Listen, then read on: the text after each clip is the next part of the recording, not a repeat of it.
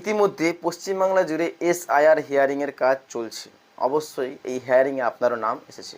তাহলে আমাদের যেটা সবচাইতে প্রয়োজনীয় জিনিস, যে আমরা এসআইআর হিয়ারিংয়ে যাচ্ছি ঠিকই, কিন্তু প্রয়োজনীয় যে ডকুমেন্টসগুলো আমরা কিভাবে সাজিয়ে নিয়ে যাব ওখানে, যাতে আমাদের ওখানে কোনো সমস্যা না হয়, তা আমি আজ বিস্তারিত কিন্তু উপস্থাপনা করব।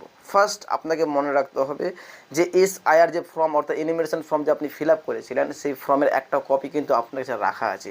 অবশ্যই সেই কপিটা কিন্তু সঙ্গে রাখবেন। দ্বিতীয়ত, আপনার নামে যে নোটিশ এসছে যে আপনাকে হিয়ারিংয়ে যেতে হবে, সেই নোটিশ কপি রাখবেন। 3 নম্বর, আপনার সমস্ত অরিজিনাল ডকুমেন্টস, যেমন ধরুন Aadhaar card, voter card, ration card, আপনার প্যান কার্ড, আপনার যদি থাকে পাসপোর্ট, এবং আপনার এডুকেশনাল সার্টিফিকেট, মাধ্যমিক হতে পারে, উচ্চ মাধ্যমিক, কিংবা আপনি যদি কলেজ গ্র্যাজুয়েশন পাস করেন তার সার্টিফিকেট অবশ্যই আপনি রাখবেন। এবং মনে রাখবেন, প্রত্যেকটা ডকুমেন্টসের কিন্তু একটা কপি করে আপনি জেরক্স করে নেবেন, এবং জেরক্স কপিতে আপনি কি করবেন, সিগনেচারটা করে নেবেন।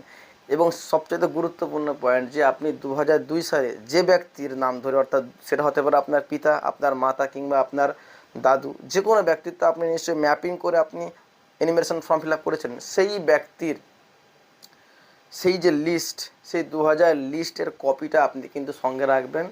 এবং ধরুন আপনি আপনার পিতার সঙ্গে ম্যাপিং করে ফর্ম ফিল আপ করেছিলেন, তাহলে পিতার আধার কার্ড এবং ভোটার কার্ডে অবশ্যই সঙ্গে রাখবেন।